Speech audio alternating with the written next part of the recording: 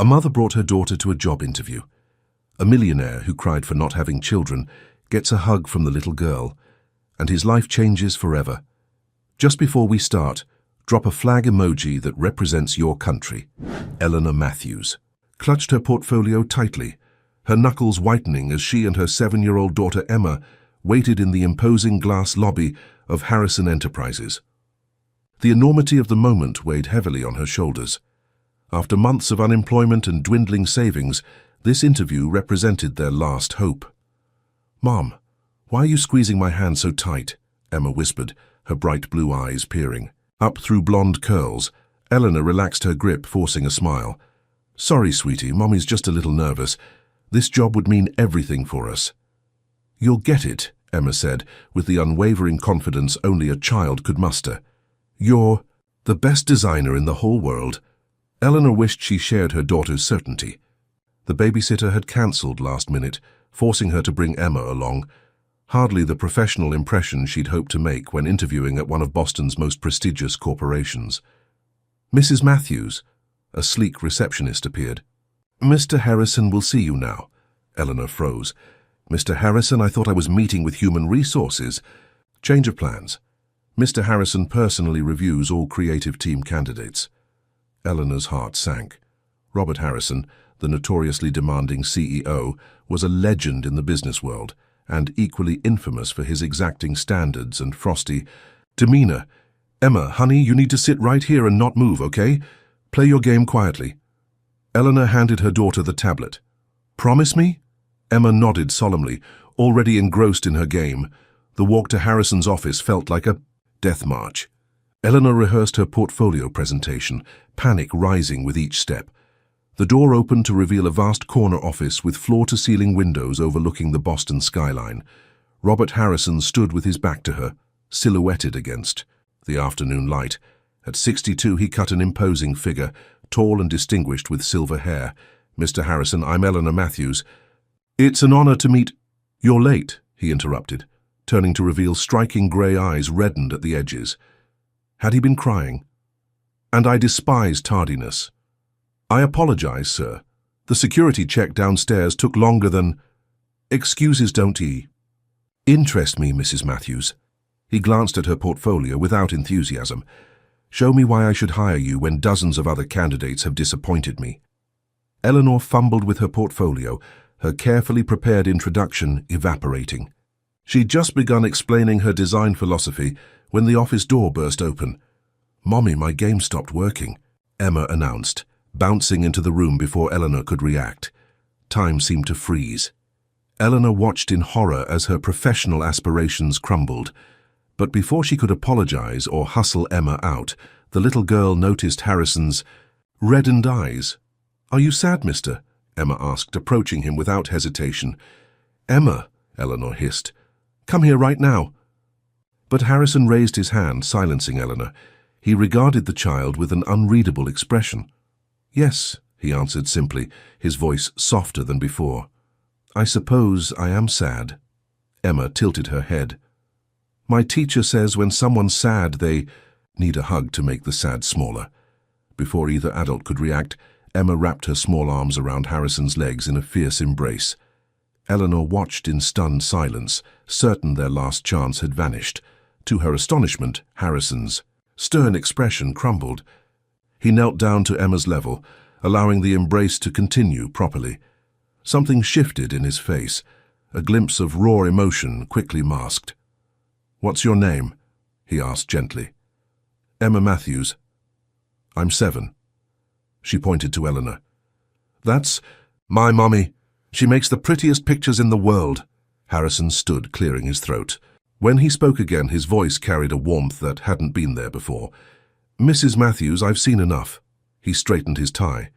"You start Monday. My assistant will handle the details."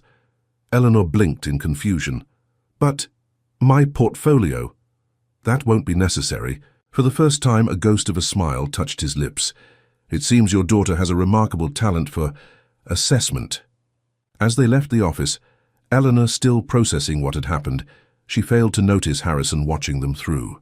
The glass walls, absently touching his chest where a small hand had momentarily filled an emptiness, 30 years in the making.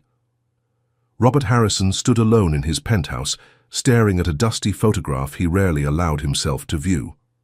The image showed a much younger version of himself beside a beautiful dark-haired woman, her pregnant belly pronounced beneath a summer dress. 30 years, he whispered, his finger tracing the outline of her face. 30 years today, Elizabeth. The anniversary always gutted him. His wife and unborn son lost in a car accident while he was overseas, closing the deal that built his empire. The empire he'd trade in an instant to have them back. His phone buzzed. A message from his assistant confirming Eleanor Matthews would start Monday. Robert set down the photo, remembering the little girl's embrace. For one brief moment, Emma's hug had filled the void he'd carried for 3 decades. Eleanor couldn't believe her luck as she arranged her desk in the sleek design department. Her co-workers seemed equally baffled by her hiring. "Don't take this the wrong way," said Melissa, the department head. "But Harrison never, and I mean never, personally hires anyone." "What happened in that interview?" Eleanor hesitated. "My daughter happened. She gave him a hug." Melissa's eyes widened. "You're kidding. Harrison doesn't do physical contact. Office legend says he once fired someone for trying to shake his hand, twice in the same meeting." "Believe me, I was terrified," Eleanor admitted. "But he just melted." "Impossible," Melissa declared. "The man's heart is cryogenically frozen. We call him the Glacier for a reason." Eleanor's computer chimed with her first assignment, a major rebrand for one of Harrison's luxury hotel properties. The instructions concluded with, "Your daughter is welcome in the office any time." RHS, she stared at the message, unsure what to make of it. "Something wrong?" Melissa asked. "I don't think I was hired for my design skills," Eleanor admitted. "Then figure out why before he changes his mind," Melissa advised. "Harrison giveth and Harrison taketh away, usually the latter." That evening, as Eleanor tucked Emma into bed, her daughter asked, "Is the sad man your boss now?" "Yes, sweetie." "Mr. Harrison owns the company." Emma nodded thoughtfully. "His sad is really big, Mommy, bigger than when Grandpa died." Eleanor was struck by her daughter's perception. "How do you know that?" "I saw it in his eyes. Like the ocean when it's stormy." Eleanor kissed her forehead. "You have a special heart, Emma. Can I visit you at work? I want to give him another hug." Eleanor remembered Harrison's note. "Actually, I think he might like that." What Eleanor couldn't possibly know was that Robert Harrison had already begun. Making calls to his lawyer, his financial advisor, and a private investigator. The emptiness that had defined his existence for 30 years had momentarily lifted when Emma hugged him, and he was determined to understand why. Emma twirled in her yellow sundress, delighting in how it flared around her knees. "Do I look pretty?" "Mommy?" "Beautiful," Eleanor assured her, though anxiety churned in her stomach. It was Take Your Child to Work Day, and while other employees were excited to show off their offspring, Eleanor worried about Emma encountering Harrison again. What if their first meeting had been a fluke? Throughout the morning, Eleanor tried to keep Emma occupied with art supplies at a small desk beside her own. The child was a natural charmer, and soon had the entire design team wrapped around her finger, earning cookies from the break room and an impromptu tour of the building. Eleanor was deep in concentration when Melissa appeared at her desk, face pale. "Harrison's coming down. He never comes to the design floor." "What? Why?" "No idea, but everyone's freaking out. Johnson's hiding in the supply closet." Before Eleanor could process this information, the department fell silent. Robert Harrison strode through the glass doors, immaculate in a tailored suit, scanning the room with sharp eyes. Emma spotted him before Eleanor could intervene. "Mr. Sadman!" she exclaimed, bounding toward him with unrestrained enthusiasm. The entire floor collectively held its breath. "Hello, Emma," Harrison said, his formal tone softening imperceptibly. "I heard you were visiting today. I'm helping Mommy with her drawings. Want to see?" To everyone's astonishment, Harrison allowed himself to be led by the hand to Eleanor's workspace. Emma proudly displayed her artwork, a childish but heartfelt rendering of Harrison Enterprises headquarters, with stick figures standing outside. "That's you," Emma pointed to a tall figure with silver hair. "And that's me and Mommy." She indicated two smaller figures holding the tall one's hands. Harrison studied the drawing with the same intensity he applied to quarterly reports. "Excellent use of perspective," he commented seriously. "What's perspective?" Emma asked. "It's how we see things from different positions." Harrison knelt beside her chair. "May I have this for my office?" Emma beamed. "Yes, I can make you more if you want." "I'd like that very much." He carefully took the drawing, then turned to Eleanor. "Mrs. Matthews, I'd like to speak with you. Bring Emma to my office at 4. When he left, the department erupted in whispers. Melissa approached Eleanor's desk. "What sorcery is this? I've worked here 8 years and he's never known my name." Eleanor had no answer. How could she explain that her daughter had somehow pierced the armor of Boston's most notorious businessman? At precisely 4 o'clock, Eleanor and Emma stood outside Harrison's office. His assistant smiled warmly at Emma before ushering them in. Harrison was on the phone but immediately ended the call when they entered. On the wall behind his desk, Emma's drawing had been professionally framed. "My picture!" Emma exclaimed. "It looks fancy now." "Important art deserves a proper display," Harrison replied, the ghost of a smile touching his lips. Eleanor noticed that the mysterious photograph she'd glimpsed during her interview was now visible on his desk. A pregnant woman smiled back from a gilded frame. "Mrs. Matthews," Harrison said, "I have a proposition for you both." "A proposition?" Eleanor repeated, her hand instinctively finding Emma's shoulder. Harrison gestured toward 2 chairs. "Please sit." Once they were settled, he pressed a button on his desk phone. "Janet, hold all calls and send in the package." Moments later, his assistant entered with a beautifully wrapped gift box, which Harrison placed before Emma. "For me?" Emma's eyes widened with delight. Harrison nodded. "Go ahead." Inside was an artist's set of professional-grade colored pencils in a wooden case with Emma's name engraved on a silver plate. "These are for artists," Harrison explained as Emma gasped. "Real ones." "Thank you, Mr. Harrison." Emma launched herself at him, wrapping her arms around his neck in another spontaneous hug. Eleanor watched, amazed, as the formidable CEO awkwardly returned the embrace, his eyes briefly closing as though savoring a moment of peace. When Emma returned to her seat, already examining her treasure, Harrison cleared his throat. "Mrs. Matthews, I've been impressed with your work this week, but I have a special project in mind that goes beyond design." "What sort of project?" Eleanor asked cautiously. "The Harrison Foundation's annual gala is approaching, our major charity event. This year's theme is Second Chances. I'd like Emma to help design the invitations and materials." He paused. "With your assistance, of course." Eleanor blinked in surprise. "But she's 7. Precisely, she sees the world differently." Harrison's gaze drifted to the photograph on his desk. "Sometimes we need that perspective." Later, after they'd discussed details and Emma had tested her new pencils, Harrison walked them to the elevator.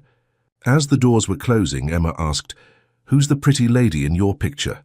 Eleanor gasped, but Harrison simply said, "My wife, Elizabeth." "Where is she now?" "Heaven," he replied, his voice steady, even as pain flashed across his features. "With our son." The doors closed before Eleanor could apologize for her daughter's innocent question. That night, unable to sleep, Eleanor researched Robert Harrison online. Past the business successes and ruthless corporate maneuvers, she found an old newspaper article.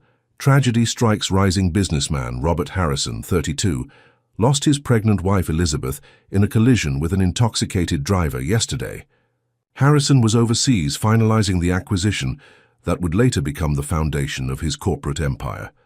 The article included the same photograph that now sat on Harrison's desk. Suddenly, his interest in Emma made painful sense. Eleanor closed her laptop, wondering what she'd gotten them into. The man had lost a child, a son, and now seemed drawn to her daughter in a way that both touched and concerned her. As she checked on Emma, sleeping peacefully with her new art supplies carefully arranged beside her bed, Eleanor couldn't help but wonder, was Harrison looking for redemption or attempting to fill a void that could never truly be filled? The Harrison Foundation Gala was 3 weeks away, and Eleanor found herself and Emma spending increasing time in Robert's presence. What had begun as occasional meetings about the design project had evolved into something more complex. Today they were at Harrison's Beacon Hill mansion, a stunning historic home that felt unlived in, despite its perfect maintenance. Emma sat at an antique desk in the library, happily drawing while Eleanor and Robert reviewed her concepts. "She has genuine talent," Robert observed, studying Emma's colorful interpretation of second chances, a series of broken objects being made whole again by tiny hands. "She always has," Eleanor replied, "even when we couldn't afford proper supplies." Something in her tone made Robert look up. "You've had difficulties." It wasn't a question, but Eleanor answered anyway. After Emma's father left, things were challenging. "He decided parenthood wasn't for him when I was 7 months pregnant." Robert's expression hardened. "Some men don't deserve the gift they're given." An uncomfortable silence fell between them until Emma tugged at Robert's sleeve. "Mr. Harrison, can I see the rest of your house? It's like a castle." To Eleanor's surprise, Robert stood. "I suppose a tour is in order. Some rooms haven't been opened in years." As they wandered through the magnificent home, Eleanor noticed that while everything was impeccable, nothing felt personal. No family photos graced the walls, no mementos or keepsakes suggested a life being lived. Then Robert opened a door he clearly hadn't intended to show them. The room beyond made Eleanor's breath catch, a fully furnished nursery, preserved like a museum exhibit. Blues and whites, sailing motifs, a hand-carved crib, and shelves lined with children's books. Robert froze in the doorway, his composure slipping. "What's this room?" Emma asked innocently. "Emma, come along," Eleanor said quickly, sensing Robert's distress. But Emma had already slipped past, drawn to a stuffed bear sitting in a rocking chair. "He looks lonely," she observed, picking it up. Robert's voice was barely audible. "His name is Captain." "Captain needs a friend," Emma decided, hugging the bear. Eleanor watched Robert's face transform with grief so raw it physically hurt to witness. "Robert," she said gently, using his first name without thinking. "We should go." He nodded jerkily, unable to speak, but as they turned to leave, Emma placed Captain back in his chair and whispered something to the bear. In the car driving home, Eleanor asked, "What did you say to the bear, sweetheart?" Emma yawned, tired from the long day. "I told him someone would come play with him soon. He's been waiting a long time." That night, Eleanor received a text from an unknown number. "Thank you for today. For 30 years, I couldn't enter that room." Eleanor stared at the message, unsure how to respond. The boundaries between employer and employee were blurring dangerously. Yet she couldn't deny the connection forming between Emma and Robert, or perhaps more alarmingly, between herself and the complicated man whose pain seemed to match her own loneliness. What neither of them realized was that the Foundation Gala would soon force their carefully maintained emotional distance to collapse entirely. The night of the Harrison Foundation Gala arrived with unexpected complications. Eleanor's babysitter cancelled last minute, leaving her with no choice but to call Robert. "Bring her," he said without hesitation when she explained. "She's as much responsible for tonight's theme as anyone." And so, Emma found herself dressed in a new blue dress, a gift from Robert that had arrived that morning, walking into the grand ballroom of the Harrison Hotel. Eleanor felt out of place among Boston's elite, despite her own elegant gown, another unexpected delivery that fit her perfectly. "Everyone's staring," Eleanor whispered, as Robert guided them through the crowd, his hand lightly resting on her lower back. "Let them," he replied. "Tonight isn't about them." The ballroom had been transformed using Emma's designs. Her childlike illustrations of healing and second chances had been elegantly incorporated into everything from the ice sculptures to the massive donor wall. Guests marveled at the unique concept, unaware of its 7-year-old creator. "It's time for my speech," Robert murmured. "Would you both join me?" Before Eleanor could object, they were following him to the podium. The crowd fell silent as Boston's most powerful businessman took the microphone. "For 30 years," Robert began, "the Harrison Foundation has supported children's causes across New England. but we've done so from a distance, writing checks without personal connection. He paused, scanning the room. That changes tonight. Eleanor felt a flutter of unease. 3 weeks ago I met someone who changed my perspective. Robert's gaze fell on Emma. A child who saw past the CEO to the broken man beneath. Tonight's theme of second chances was inspired by her, Emma Matthews. Murmurs rippled through the crowd as Robert continued. Emma and her mother Eleanor have reminded me why this foundation exists, not for tax benefits or social standing, but because every child deserves champions who see their potential. I've announced a new initiative, the Elizabeth Harrison Mentorship Program, providing creative education for underprivileged children. The crowd erupted in applause, but Eleanor barely heard it over the pounding of her heart. Later, as Emma charmed donors with her explanations of her artwork, Eleanor found herself alone with Robert on the balcony overlooking Boston Harbor. "You shouldn't have put us in the spotlight," she said quietly. "We're your employees, not your family." Robert's expression tightened. "Is that all you are?" "What else would we be?" Eleanor challenged, though her racing pulse betrayed her. "In 3 weeks, you and Emma have brought more life into my world than the previous 30 years combined." His voice dropped. "Surely you felt it too." Before Eleanor could respond, a commotion erupted inside. They rushed back to find Emma collapsed on the floor, her face alarmingly pale. "Call an ambulance," Robert commanded, already kneeling beside her. "She has a heart condition," Eleanor explained frantically, dropping to her knees. "Sometimes it causes fainting spells. Her medication, it's at home." "My car is faster," Robert said, already lifting Emma's limp form. "Which hospital?" "Boston Children's. They know her case." As they raced through the night, Emma regained consciousness in the back seat, her head on Eleanor's lap. "I'm sorry I ruined the party," she whispered. "You didn't ruin anything, sweetheart," Eleanor assured her, brushing back damp curls from her forehead. Robert's eyes met Eleanor's in the rearview mirror, his knuckles white on the steering wheel. "I'm calling Dr. Winters, best pediatric cardiologist in the country. He owes me a favor." "We can't afford. This isn't about money." Robert cut her off sharply, then softer. "Please, Eleanor, let me help her." In that moment, watching Robert's composed facade crumble with concern for her daughter, Eleanor recognized the dangerous truth she'd been avoiding. They had already crossed the line from professional to personal, and there would be no going back. The emergency room lights cast harsh shadows across Emma's pale face as doctors rushed her through double doors, leaving Eleanor and Robert in the waiting area. Eleanor paced frantically, her gala dress incongruously elegant against the sterile hospital backdrop. "She's had episodes before, but never this severe," Eleanor's voice cracked. "The doctors said her condition could worsen as she grows, but I thought we had more time." Robert stood motionless, his customary composure shattered. His mind flashed to another hospital 30 years before, the same helplessness, the same sickening fear. He pulled out his phone and stepped away. When he returned minutes later, his face had hardened into the expression his business rivals knew well, the look of a man who refused to lose. "Dr. Winters is flying in from Chicago. His plane lands in an hour." Eleanor looked up, startled.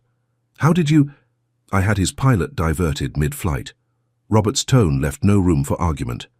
"He's bringing equipment for a specialized cardiac assessment." "Robert, we can't accept— This isn't charity, Eleanor." His voice softened unexpectedly. "When Elizabeth died, I promised myself that if I ever had the chance to save someone else's—" He couldn't finish. Eleanor's protests died on her lips. For the first time, she saw beyond the powerful businessman to the broken man beneath, the one Emma had somehow recognized instantly. A young doctor approached them, clipboard in hand. "Ms. Matthews, I'm Dr. Patel. We've stabilized Emma and run preliminary tests." "What's happening to my daughter?" Eleanor demanded. "Emma has an atrial septal defect, essentially a hole between chambers of her heart. It's larger than her previous scans indicated, which explains tonight's episode. She'll need surgery soon." Eleanor swayed slightly, and to her surprise, Robert's hand found hers, steadying her. "How soon?" Robert asked. "Ideally within the month." The procedure is complex but has a high success rate. Dr. Patel hesitated. I understand Dr. Winters is on his way. He pioneered a minimally invasive technique for this exact condition. As the doctor left, Eleanor collapsed into a chair. I can't afford specialized surgery. My insurance barely covers basic treatments. Robert knelt before her, still in his impeccable tuxedo, now rumpled from the night's chaos. Eleanor, look at me. When she raised her eyes, his were fierce with determination. Money is the one problem in this situation we don't have. Everything else, Emma's health, the surgery, recovery, those are the real challenges. Let me remove the financial burden so you can focus on what matters. Why? Eleanor whispered. Why us? You barely know us. Something shifted in Robert's expression. Vulnerability replacing the commanding presence he showed the world. Because when Emma hugged me that day in my office, it was the first time in 30 years I felt hope, like maybe there was still purpose beyond building bigger buildings and larger bank accounts. He hesitated, then added quietly, and because in 3 weeks you've shown me more genuine humanity than I've experienced in decades. A nurse appeared before Eleanor could respond. Ms. Matthews, Emma's asking for both of you. They found Emma in a pediatric room decorated with colorful underwater scenes, looking tiny against the white sheets, monitors beeping steadily beside her. Mr. Harrison, she brightened when she saw him. You came too. Of course I did, he replied, his voice gentler than Eleanor had ever heard it. The doctor said I have a hole in my heart, Emma informed them solemnly, like the broken things in my drawings that need fixing. Eleanor sat on the bed, smoothing her daughter's hair. That's right, sweetheart, and there's a special doctor coming to help fix it. Will it hurt? Fear crept into Emma's voice for the first time.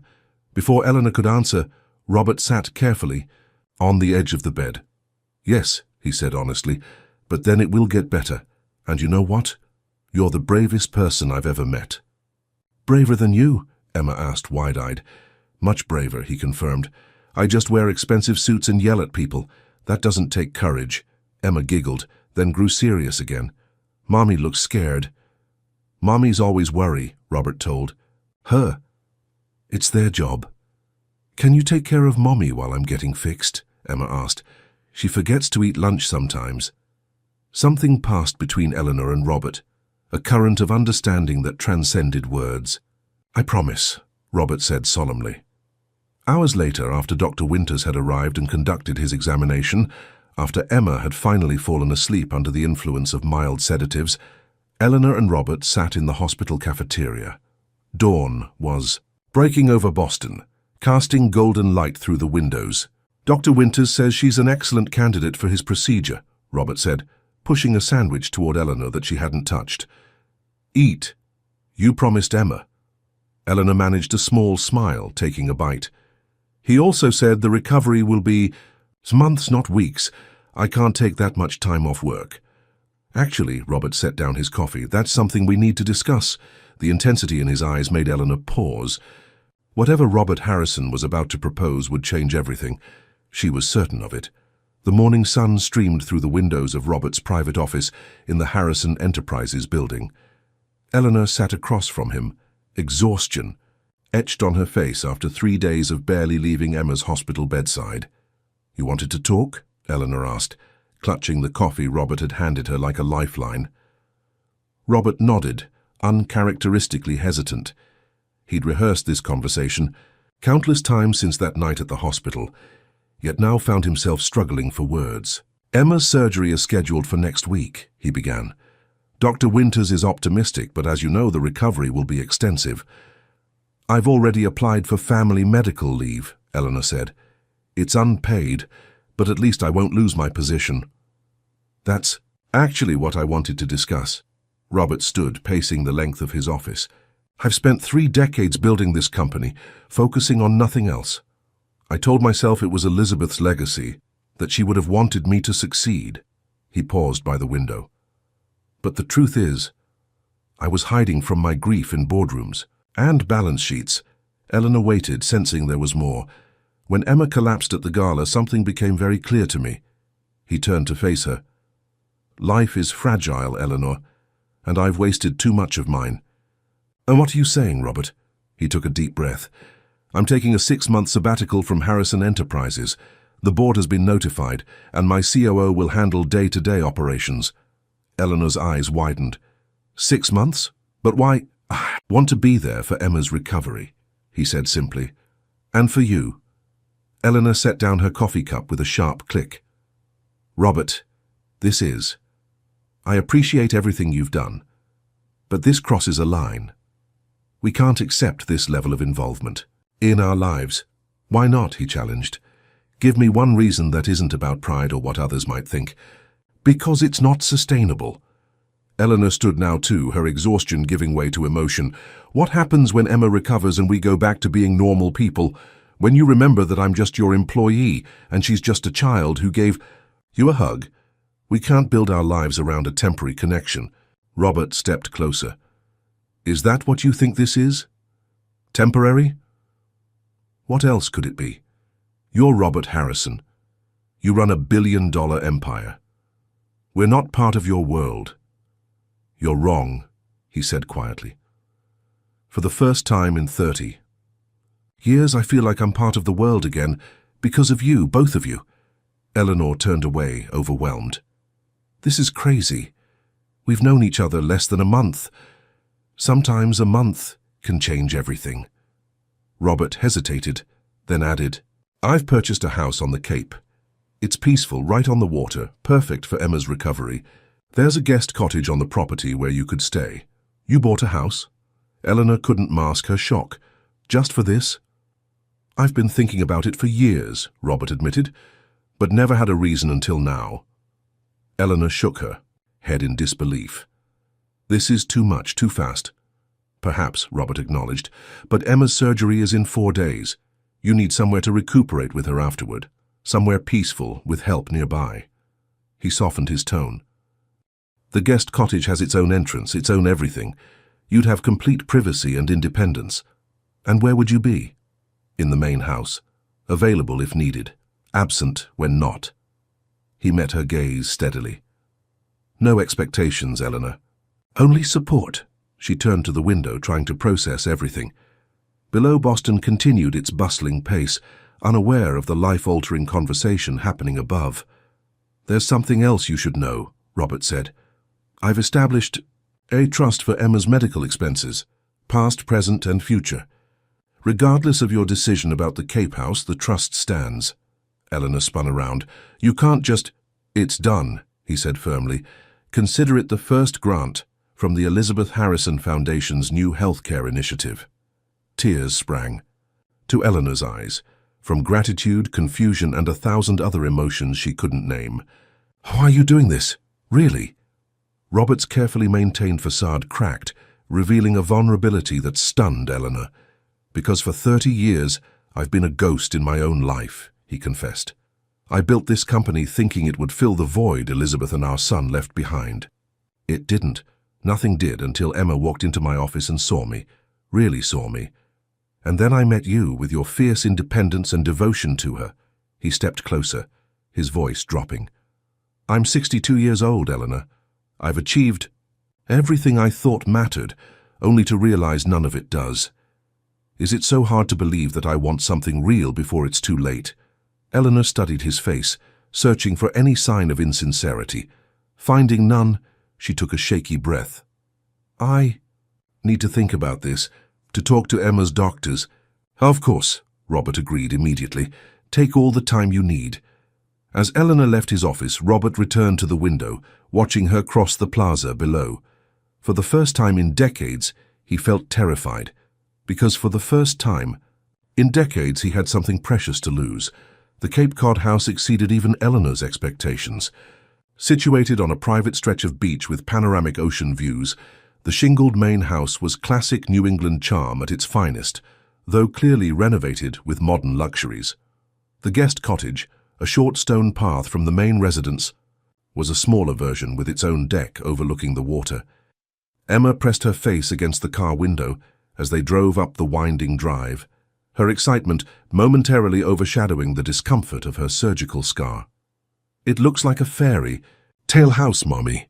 Eleanor caught Robert's smile in the rearview mirror, a genuine one that transformed his usually serious face. Wait until you see inside, he told Emma. There's a special room I think you'll like. The special room turned out to be a sun-filled studio space equipped with every art supply imaginable, easels, paints, clay, and drawing materials, arranged at the perfect height for a 7-year-old. Emma's gasp of delight echoed through the house. Dr. Winters said art therapy would be excellent for your recovery, Robert explained. Creative activities rebuild confidence and provide emotional outlets during physical healing, Eleanor touched. A set of professional watercolors reverently. This must have cost— Don't, Robert interrupted gently. Please. Later, after they'd settled into the guest cottage and Emma was napping, still easily fatigued 2 weeks post-surgery, Eleanor found Robert on the main house's deck, gazing out at the Atlantic. Thank you, she said simply, joining him at the railing. This place is perfect for her recovery. I'm glad you agreed to come, he replied. I wasn't sure you would. Neither was I, Eleanor admitted. But when Dr. Winters recommended sea air and a stress-free environment, she shrugged. It was the right decision for Emma. And for you? Robert asked carefully. Eleanor considered the question. The past month had been a whirlwind, from job interview to hospital crisis, to this strange arrangement with a man she was still trying to understand. Yet beneath the chaos, something undeniably genuine had emerged between them. I'm still figuring that out, she answered honestly. Robert nodded, accepting her uncertainty. I had the kitchen stocked with groceries. There's a chef available if you prefer, though. I enjoy cooking, Eleanor said. It's therapeutic. Then perhaps— Robert hesitated. Perhaps you'd join me for dinner tonight? You could cook if you'd like. I'm terrible in the kitchen. Elizabeth always teased me about it. The mention of his late wife hung between them. It was the first time he'd spoken of her so naturally. I'd like that, Eleanor said. Though I warn you, my specialties are comfort. Food, not gourmet cuisine. Perfect, Robert replied. I've had enough pretentious restaurant meals to last a lifetime. That evening, after checking that Emma was sleeping soundly, Eleanor made her way to the main house. She found Robert in the gourmet kitchen, attempting to decipher a corkscrew with comical concentration. Need help? She offered, smiling despite herself. Please. I've negotiated billion-dollar deals less complicated than this contraption. Eleanor took the wine bottle and opener, deftly removing the cork. As she began preparing ingredients for a simple pasta dish, Robert sat at the kitchen island, content to watch. You seem different here, Eleanor observed. More relaxed. I am, he acknowledged. Harrison, the CEO, exists in Boston. Here I'm just Robert. And who is just Robert? She asked, genuinely curious. He considered this while she chopped vegetables. I'm not entirely sure anymore. I've been playing a role for so long I've almost forgotten. Well, Eleanor said, lightly, you have 6 months to figure it out. As the evening progressed, they found themselves sharing stories over pasta and wine. Eleanor describing her childhood in a small Maine town, Robert recounting adventures from his early business days. Neither mentioned the growing connection between them, though it hummed in the air like the distant sound of waves breaking on shore. After dinner, they walked along the moonlit beach, maintaining a careful distance while discussing Emma's recovery. Plan? She's already sketching again, Eleanor said. The art studio was inspired. I've arranged for a tutor to continue her schooling once she's stronger, Robert replied. And a physical therapist will visit 3 times weekly. Eleanor stopped walking, turning to face him. Why are you doing all this? And don't say it's because she hugged you. Robert was silent for a long moment, waves washing over their bare feet as they stood on the wet sand. Because that hug showed me what I'd been missing, he finally said. Not just family or connection, but purpose beyond wealth accumulation. Emma saw me, the real me, when no one else had in decades. And me? Eleanor asked softly. Where do I fit in this scenario? Robert stepped closer, the moonlight silvering his hair. You're the most remarkable woman I've ever met, Eleanor. Fiercely independent, brilliant, devoted to your daughter above. All else, his voice dropped. I admire you more than you know. The tension between them intensified. Eleanor acutely aware of how easy it would be to close the distance, and how complicated that would make everything. "It's getting late," she said, stepping back. "I should check on Emma." Robert nodded, respecting her withdrawal. "Of course." As they walked back toward the houses, Eleanor gathered her courage. "Robert?" "Yes? I'm glad we came here," she admitted. "It's not just for Emma." His smile in the darkness was answer enough. Neither of them noticed the black sedan parked discreetly down the private road, or the telephoto lens capturing their beach walk from a distance. The wheels of a plan set in motion decades ago were beginning to turn, threatening the fragile peace they'd found on this quiet stretch of shore. 2 months into their stay at the Cape House, life had settled into a comfortable rhythm.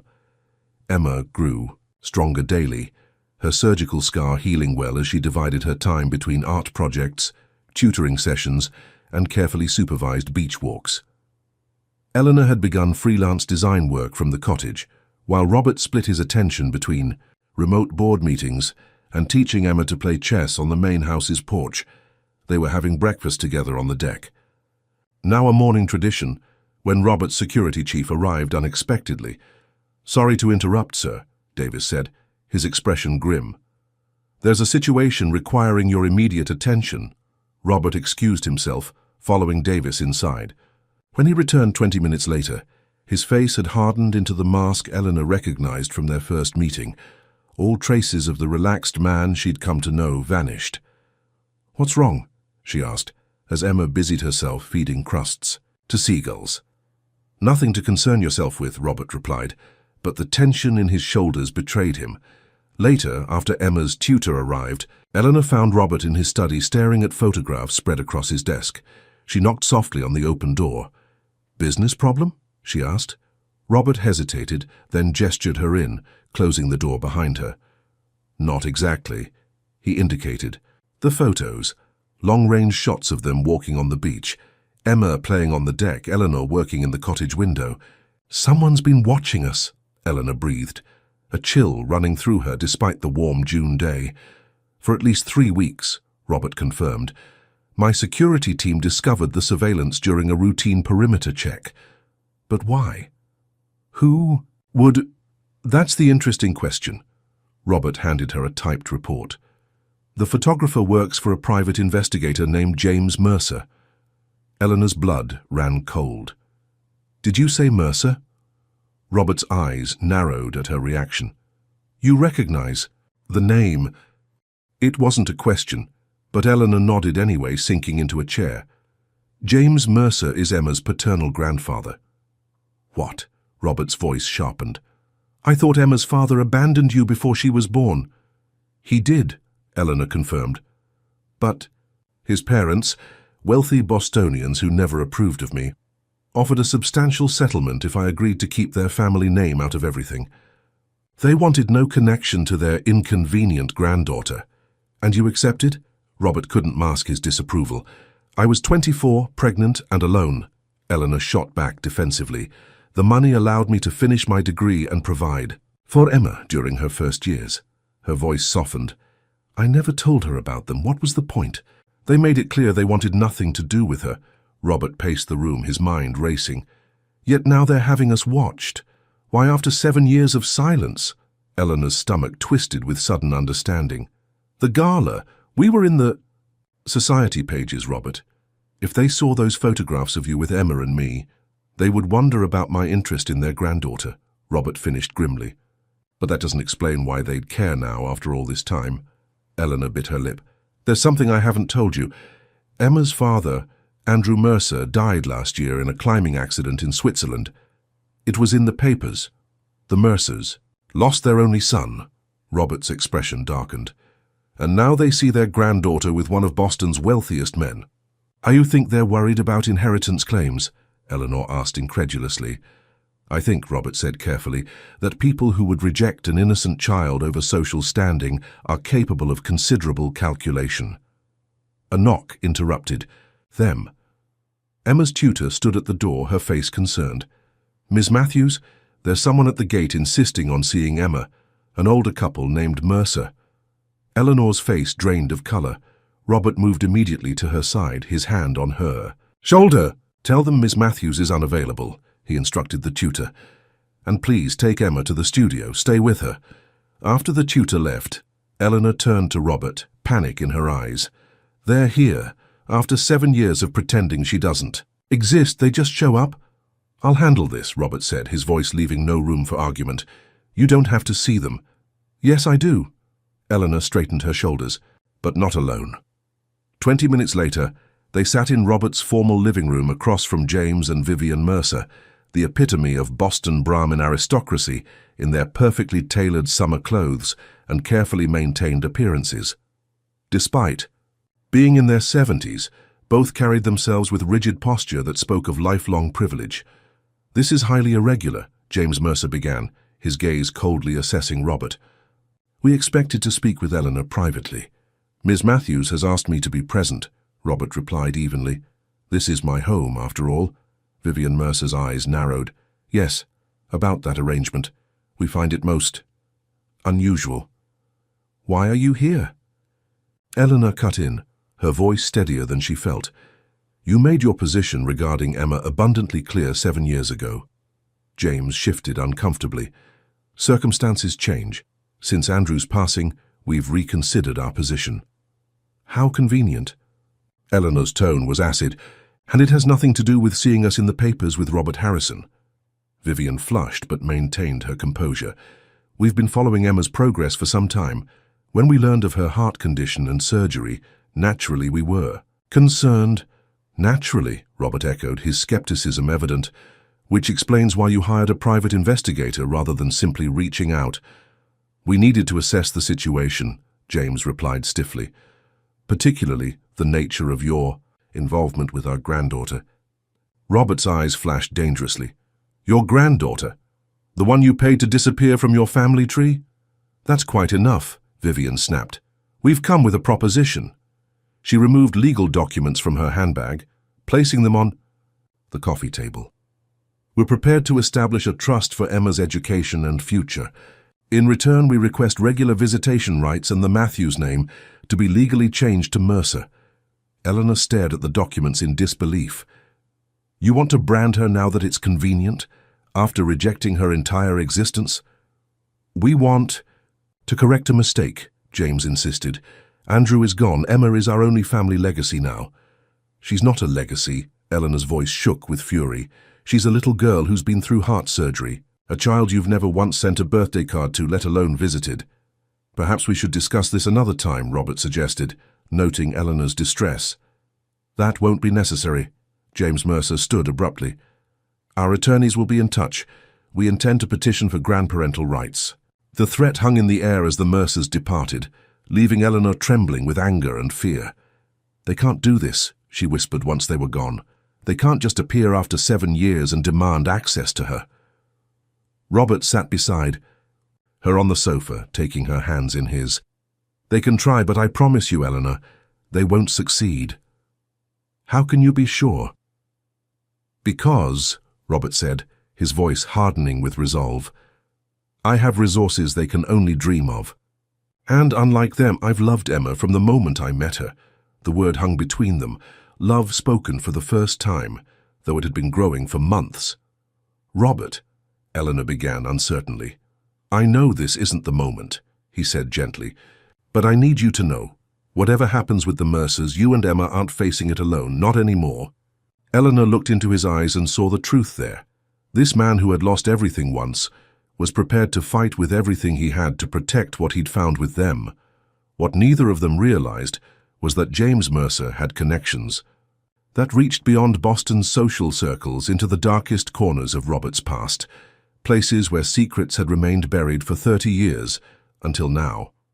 "They can't possibly win a custody case," Eleanor insisted, pacing Robert's study where they'd retreated to discuss the Mercer's threat. "They've had no relationship with Emma. They rejected her before she was even born." Robert studied the legal documents the Mercers had left behind. "It's not custody they're after, at least not yet. They're seeking grandparental visitation rights, citing Andrew's death as a change in family circumstances." "Can they do that?" Eleanor asked, fear edging her voice. "Massachusetts law allows grandparents to petition for visitation if the parents are divorced, separated, or if one parent is deceased, Robert explained. But the courts prioritize the parent's determination of what's in the child's best interest. And it's definitely not in Emma's best interest to suddenly have these strangers in her life claiming grandparental rights, Eleanor said firmly. Robert hesitated. The situation is complicated by our current living arrangement. Eleanor stilled. What do you mean? The Mercers will undoubtedly suggest that your judgment is compromised by financial dependence on me, Robert said carefully. They'll paint this situation as you trading access to Emma for material comfort. That's absurd, Eleanor exclaimed. Emma is recovering from heart surgery. We're here for her health. I know that, Robert assured her. But from the outside, an unemployed single mother living in a millionaire's beach house presents a narrative the Mercers can exploit. Eleanor sank into a chair, the full weight of the situation hitting her. So what do we do? Before Robert could answer, his phone rang. The terse conversation that followed left his face ashen. What is it? Eleanor asked when he hung up. James Mercer has been busy, Robert said grimly. He's scheduled a meeting with my board of directors tomorrow morning. Your board? Why would they meet with him? That's what I intend to find out. Robert began gathering documents from his desk. I need to return to Boston immediately. We'll come with you, Eleanor decided quickly. Robert shook his head.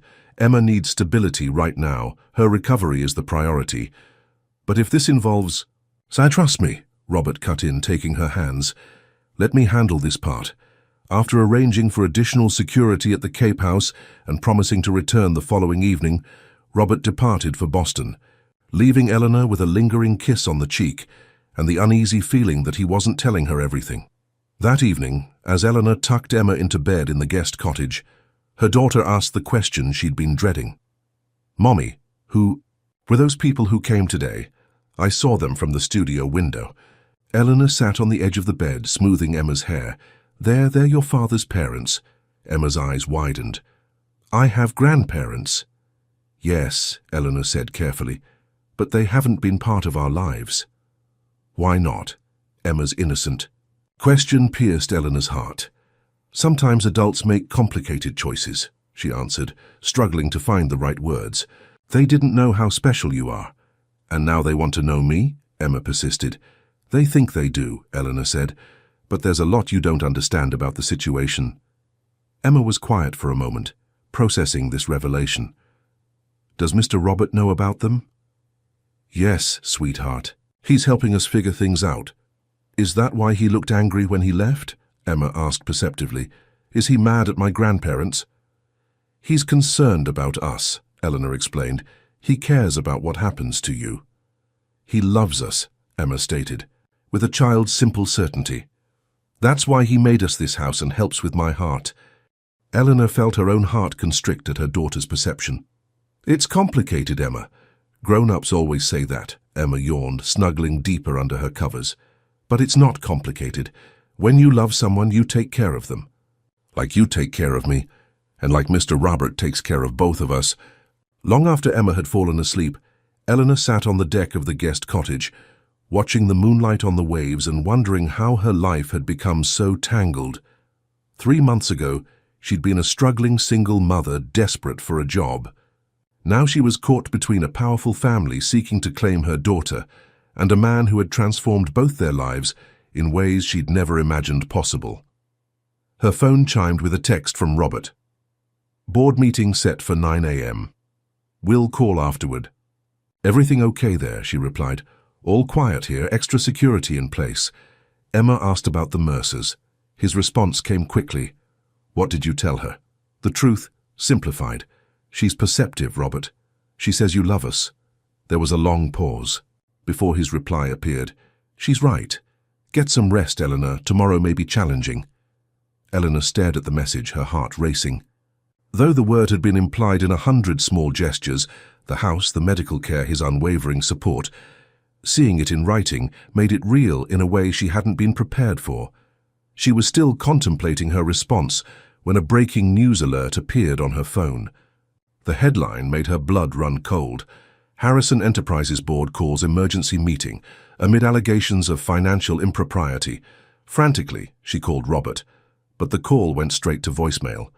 She tried his assistant, his security chief, anyone she could think of, but no one answered. As dawn broke over the Atlantic, Eleanor made a decision. She woke Emma gently, packed their essentials, and asked Davis to drive them to Boston. Whatever storm was breaking over Robert's head, they wouldn't let him face it alone. They arrived at Harrison Enterprises to find chaos, reporters clustered outside, employees huddled in concerned groups, security guards blocking access to the executive floor. "Ms. Matthews!" Robert's assistant spotted them in the lobby, rushing over. "Thank God you're here. He needs you, but he'll never admit it." "What's happening, Janet?" Eleanor asked, keeping Emma close beside her. "James Mercer brought documents." "To the board," Janet explained in a hushed voice. "Financial records from 30 years ago, from when Mr. Harrison was building the company. There are irregularities, serious ones." "What kind of irregularities?" Janet glanced at Emma and lowered her voice further. "The kind that could cost him the company, maybe worse." Eleanor felt the ground shift beneath her. Robert Harrison, the embodiment of corporate success and integrity, facing financial scandal. It didn't make sense. "I need to see him," Eleanor insisted. "The board's still in session," Janet hedged. "No one's allowed in."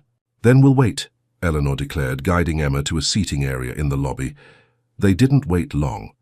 Within the hour, the elevator doors opened, and Robert emerged flanked by grim-faced board members. He stopped short when he saw Eleanor. And Emma, his composed expression momentarily slipping to reveal raw emotion. "Eleanor," he said hoarsely, "you shouldn't be here." "Yes, we should," she countered, rising to meet him. "Whatever's happening, we face it together." Something complicated passed over Robert's face. Gratitude, fear, and something deeper she couldn't quite name. "Mr. Robert!" Emma broke away, running to him despite Eleanor's attempt to hold her back. "Are those mean people trying to hurt you, too?" Robert knelt to Emma's level, his voice gentle despite the tension radiating from him. "Some problems can't be fixed with hugs, sunshine, even your special ones." "All problems get smaller with hugs," Emma insisted, throwing her arms around his neck. Over Emma's shoulder, Robert's eyes met Eleanor's, filled with a torment she'd never seen before. In that moment, she knew whatever James Mercer had uncovered threatened not just Robert's company, but the fragile happiness they'd built together. What she couldn't know was that the true revelation still awaited them, a secret buried for 30 years that would test the bonds they'd formed and force Robert to confront the most painful choice of his life. The Harrison Enterprises boardroom fell silent as Robert finished speaking. For 2 hours, he had methodically addressed every allegation James Mercer had presented. Documents suggesting that 30 years ago, the young entrepreneur had engaged in financial manipulations to secure the funding that launched his empire. "Those records are authentic," Robert concluded, his voice steady despite the gravity of the moment. "In 1995, I was desperate to close the acquisition that would become the foundation of this company. I manipulated valuation data to secure the final funding." Murmurs rippled through the room as board members exchanged glances. "However," Robert continued, "what Mr. Mercer failed to mention is that 6 months later, once the company stabilized, I personally repaid every investor the difference with interest." He slid additional documents across the table. "These records prove it." The board chairman examined the papers. "If you made restitution, why keep the original impropriety secret all these years?" "Because the damage to investor confidence would have been irreparable for a fledgling company," Robert answered. "And because I was ashamed. It remains the only time in my career I've compromised my principles." "And why would James Mercer have these documents?" another board member asked. Robert's eyes hardened.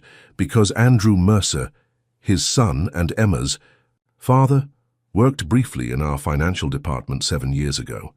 He discovered these records during an archival digitization project." Understanding dawned on Eleanor's face as she sat in the corner of the room where Robert had reluctantly allowed her to observe. "That's when Andrew abandoned me," she said softly.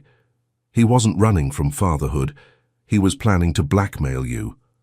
Robert nodded grimly. "He approached me privately, threatening exposure unless I paid him a substantial sum. I refused on principle, though I offered him a legitimate promotion instead. He disappeared the next day. And now his father is using the same information. As leverage, the chairman concluded. Yes, Robert confirmed, not for money but to force me to support their petition for grandparental rights to Emma. The room fell silent again as the board absorbed this information. Finally, the chairman spoke. While we are troubled by the historical impropriety, your subsequent actions and 30 years of ethical leadership count significantly in your favor. The board will need to deliberate, but speaking personally, I believe James Mercer has severely miscalculated if he thought this would turn us against you. After the meeting adjourned, Robert found Eleanor waiting in his office, her expression unreadable. You knew, she said. You knew Andrew had discovered something about your past. I suspected, Robert admitted. When you mentioned he was a Mercer and had worked here briefly, I connected the dots. I should have told you immediately. Yes, you should have. Eleanor's voice was quiet but firm. No more secrets, Robert. Not if there's any future for us. Is there? He asked, vulnerability replacing the corporate mask he'd worn all morning. After everything you've learned? Eleanor stepped closer. One mistake 30 years ago, a mistake you corrected, doesn't erase everything else I know about you. The man who opened his heart to a little girl's hug. The man who stood beside us through every challenge. Relief flooded Robert's features, but before he could respond, his security chief appeared at the door. Sir, the Mercers are downstairs, with their attorney and... He hesitated. And Emma. What? Eleanor gasped. Emma's with my assistant. She's supposed to be at the Children's Museum. Your assistant received a call claiming to be from you, redirecting them to meet grandparents who had your permission, the security chief explained. When she became suspicious and called your actual number, we realized what was happening. They're in the main lobby now. Robert's expression transformed from shock to cold fury. Activate lockdown protocol. No one leaves the building with that. Child. Minutes later, they confronted the Mercers in the lobby. Emma stood between James and Vivian, looking confused but not frightened. Mommy, she called, running to Eleanor's embrace. These people said they were taking me to lunch to surprise you. That was a lie, sweetheart, Eleanor said, holding her tightly. They didn't have permission to take you anywhere. We merely wanted time with our granddaughter, Vivian Mercer said stiffly, since reasonable requests have been ignored. Reasonable? Robert's voice was deadly quiet. You call attempted abduction reasonable? An overstatement, James Mercer scoffed. We were simply expediting the inevitable. Our petition for visitation rights will be granted, especially once certain financial irregularities come to light. That threat has lost its power, James, Robert informed him. The board is aware of everything. Your attempt to use 30-year-old mistakes as leverage has failed. Uncertainty flickered across James Mercer's aristocratic features. The courts will still consider our petition. Emma is our bloodline, our only remaining connection to Andrew. The connection you rejected for 7 years, Eleanor reminded him bitterly, until you saw her with someone wealthy and influential. This isn't about money, Vivian insisted, though her eyes betrayed her. No, Robert agreed unexpectedly. It's about legacy, about feeling your family line will continue. I understand that better than anyone. His words surprised Eleanor, who looked at him questioningly.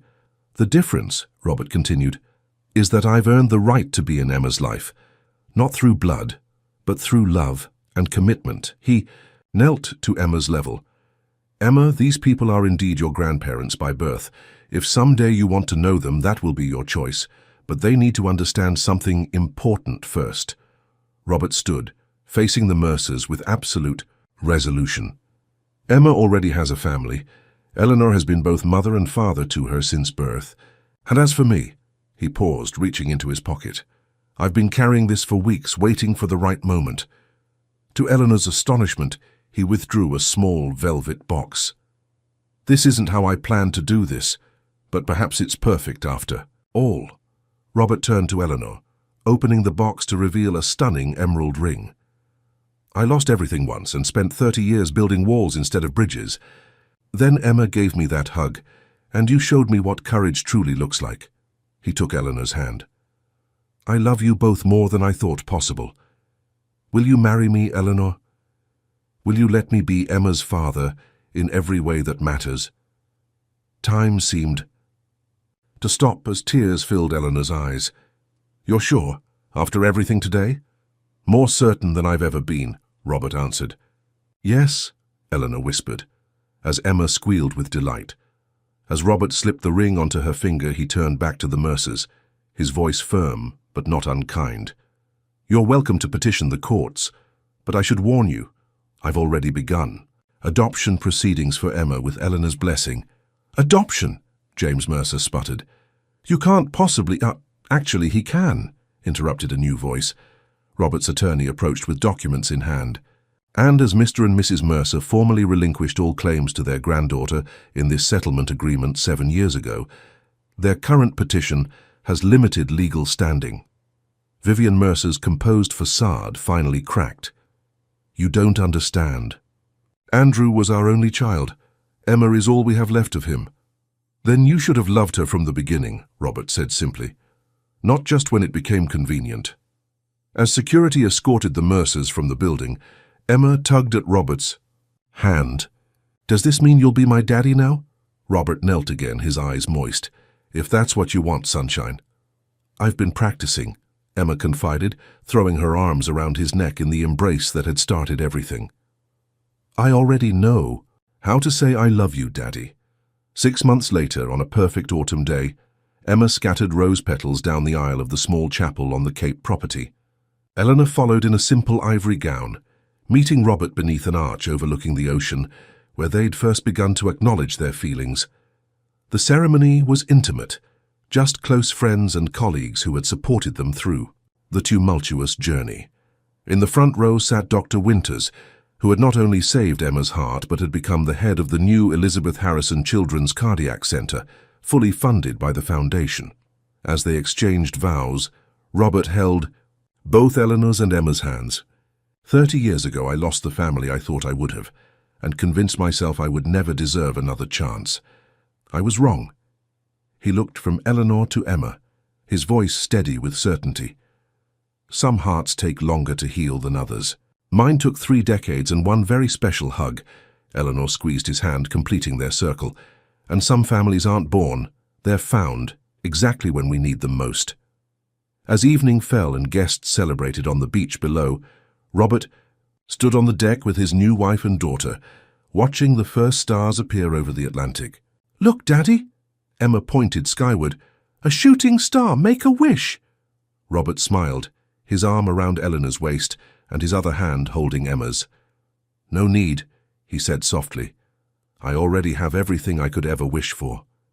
Eleanor leaned into his embrace, thinking of the journey that had brought them here, from a desperate job interview to this moment of perfect contentment. Full circle, she murmured. No, Robert corrected gently, just the beginning. Inside the house, on the mantel above the fireplace, sat a framed child's drawing of 3 figures holding hands outside a tall building. Below it, in Emma's improving handwriting, she had recently added 3 simple words, Our family now,